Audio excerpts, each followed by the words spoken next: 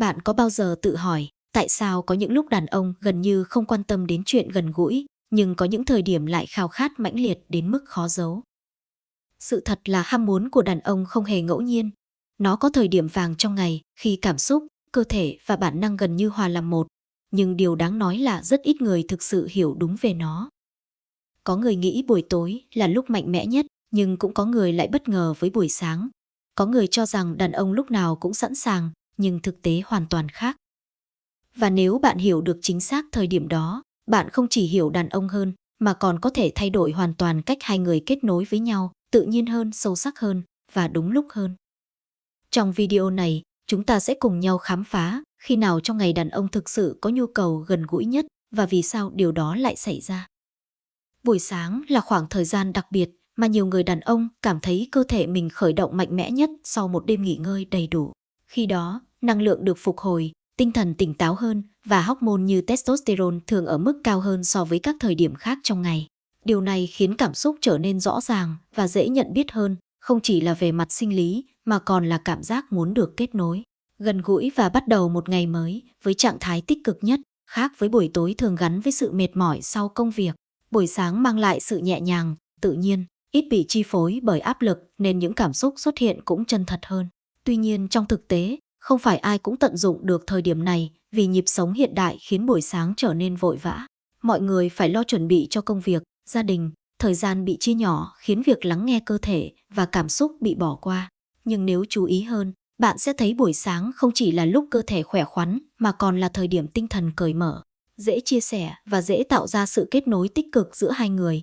Điều quan trọng không nằm ở việc phải làm gì vào thời điểm đó, mà là hiểu rằng cơ thể con người có những nhịp sinh học riêng và khi hai người biết lắng nghe, tôn trọng cảm xúc của nhau, thì bất kỳ khoảnh khắc nào, đặc biệt là buổi sáng, cũng có thể trở thành thời điểm mang lại sự gần gũi tự nhiên và thoải mái nhất.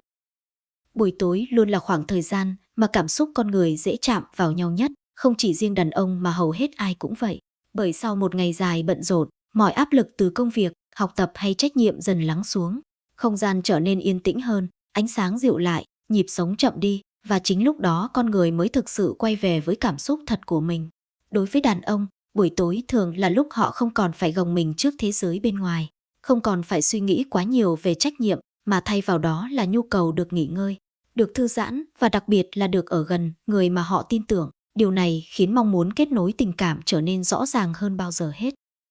Khác với buổi sáng mang tính bản năng và sinh học, buổi tối lại thiên về cảm xúc và tâm lý nhiều hơn. Đó là khi một cái chạm nhẹ, một cuộc trò chuyện ấm áp hay đơn giản chỉ là sự hiện diện của người bên cạnh cũng có thể khiến trái tim người đàn ông trở nên mềm lại, dễ mở lòng hơn. Nhiều người nghĩ rằng nhu cầu gần gũi chỉ là vấn đề thể chất, nhưng thực ra vào buổi tối, điều đàn ông tìm kiếm lại là cảm giác được thấu hiểu, được chia sẻ và được kết nối sâu sắc. Và khi những cảm xúc đó đủ đầy, mong muốn gần gũi cũng xuất hiện một cách tự nhiên, không gượng ép. Tuy nhiên, buổi tối cũng là con dao hai lưỡi, bởi nếu một ngày trôi qua với quá nhiều mệt mỏi, căng thẳng hoặc những suy nghĩ tiêu cực chưa được giải tỏa, thì thay vì muốn gần gũi, đàn ông lại có xu hướng thu mình lại, im lặng hoặc chỉ muốn nghỉ ngơi một mình. Điều này lý giải vì sao có những ngày họ rất cần sự kết nối, nhưng cũng có những ngày lại hoàn toàn không có tâm trạng, dù đó là thời điểm quen thuộc. Chính vì vậy, yếu tố quyết định không nằm hoàn toàn ở thời gian, mà nằm ở trạng thái cảm xúc tích tụ suốt cả ngày hôm đó. Một buổi tối lý tưởng không phải là khi mọi thứ diễn ra theo một kịch bản nào đó, mà là khi cả hai người đều cảm thấy thoải mái, không áp lực, không gượng ép, có thể là cùng nhau ăn một bữa cơm đơn giản, nói với nhau vài câu chuyện nhỏ, hoặc chỉ là ngồi cạnh nhau trong im lặng nhưng vẫn cảm nhận được sự gần gũi. Chính những điều rất đời thường ấy lại là nền tảng khiến cảm xúc dần dâng lên, khiến sự kết nối trở nên tự nhiên và sâu sắc hơn bất kỳ điều gì mang tính sắp đặt. Và nếu để ý kỹ, bạn sẽ thấy buổi tối không phải là lúc đàn ông muốn nhiều nhất theo cách mọi người thường nghĩ, mà là lúc họ dễ cảm nhận nhất, dễ rung động nhất và cũng dễ cần một sự kết nối chân thành nhất. Bởi sau tất cả những ồn ào của một ngày dài, điều họ thực sự tìm kiếm không chỉ là sự gần gũi về thể chất, mà là cảm giác được ở bên một người, khiến họ thấy bình yên, được là chính mình mà không cần phải cố gắng trở thành ai khác.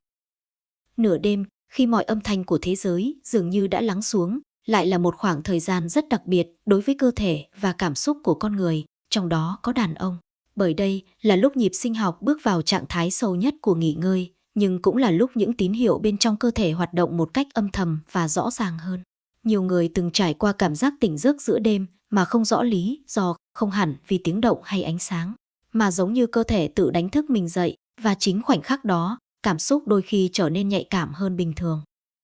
Về mặt sinh học, trong lúc ngủ, cơ thể vẫn tiếp tục điều chỉnh hormone và tuần hoàn máu. Đặc biệt là ở nam giới, những chu kỳ tự nhiên này có thể khiến họ thức giấc trong trạng thái cơ thể rất nhạy. Nhưng điều đáng chú ý là cảm xúc lúc này không ồn ào, không mãnh liệt theo kiểu bùng nổ, mà lại âm thầm sâu và khó gọi tên. Đó là kiểu cảm giác nửa tỉnh nửa mơ, khi lý trí chưa hoàn toàn hoạt động, nhưng cảm nhận lại rất rõ ràng, khiến con người dễ suy nghĩ nhiều hơn, dễ nhớ về những điều thân thuộc, và cũng dễ mong muốn một sự kết nối nào đó, dù chỉ là cảm giác có người bên cạnh. Khác với buổi sáng đầy năng lượng hay buổi tối mang tính thư giãn, nửa đêm là khoảng thời gian mang màu sắc rất riêng. Nó không vội vã, không bị chi phối bởi công việc hay trách nhiệm, nhưng lại dễ làm con người đối diện với chính mình nhất. Và với đàn ông, đôi khi đó là lúc họ cảm thấy cô đơn rõ rệt hơn, hoặc đơn giản là muốn tìm một cảm giác an toàn, ấm áp. Chính vì vậy, nếu họ thức dậy vào thời điểm này, điều họ cần không hẳn là điều gì lớn lao, mà có thể chỉ là một sự hiện diện, một cảm giác quen thuộc đủ để khiến họ yên tâm ngủ tiếp. Tuy nhiên, cũng cần hiểu rằng không phải lúc nào việc thức dậy giữa đêm cũng liên quan đến cảm xúc hay nhu cầu gần gũi. Nhiều khi đó chỉ là phản ứng rất bình thường của cơ thể, do giấc ngủ chưa sâu, do thói quen sinh hoạt hoặc do căng thẳng ban ngày chưa được giải tỏa hết. Vì thế, không nên quá diễn giải mọi thứ theo một hướng nhất định. Điều quan trọng hơn là nhìn nhận nửa đêm như một khoảng thời gian mà cơ thể và tâm trí đang ở trạng thái nhạy cảm, dễ bị tác động và cũng dễ tìm kiếm sự cân bằng trở lại. Và nếu nhìn theo một góc độ tích cực, nửa đêm không phải là thời điểm của sự khao khát mạnh mẽ như nhiều người nghĩ, mà là thời điểm của sự tinh tế trong cảm xúc, khi mọi thứ diễn ra nhẹ nhàng, chậm rãi, gần như không lời, nơi mà một chút ấm áp, một chút bình yên cũng đủ để khiến con người cảm thấy được kết nối, được an tâm và dần chìm lại vào giấc ngủ sâu hơn. Và sau tất cả, có lẽ điều quan trọng nhất không nằm ở việc đàn ông có nhu cầu mạnh nhất vào lúc nào trong ngày, mà là họ thực sự cần gì phía sau những cảm xúc đó, bởi có những thời điểm tưởng như rất đúng lúc, nhưng nếu thiếu sự thấu hiểu thì mọi thứ vẫn trở nên nhạt nhòa, và ngược lại, có những khoảnh khắc rất bình thường, rất đời thường thôi, nhưng lại trở nên đặc biệt chỉ vì hai người thật sự kết nối với nhau bằng cảm xúc chân thành. Hiểu được nhịp sinh học là một chuyện, nhưng hiểu được trái tim của nhau mới là điều giữ cho một mối quan hệ bền lâu. Bởi sự gần gũi không chỉ là bản năng, mà còn là cách hai người tìm đến nhau sau những mệt mỏi, là nơi để được là chính mình mà không cần che giấu, là cảm giác bình yên mà không phải lúc nào cũng dễ dàng có được trong cuộc sống này. Nếu bạn đã từng trải qua những khoảnh khắc như vậy, hoặc có góc nhìn riêng của mình, hãy chia sẻ ở phần bình luận bên dưới. Bởi đôi khi, chính câu chuyện của bạn lại chạm đến cảm xúc của rất nhiều người khác. Và nếu bạn muốn lắng nghe thêm những nội dung sâu sắc, gần gũi về tâm lý, tình cảm và đời sống hôn nhân, đừng quên theo dõi kênh để không bỏ lỡ những video tiếp theo. Bởi biết đâu, trong một khoảnh khắc rất bình thường nào đó, bạn lại tìm thấy chính mình trong những câu chuyện được kể.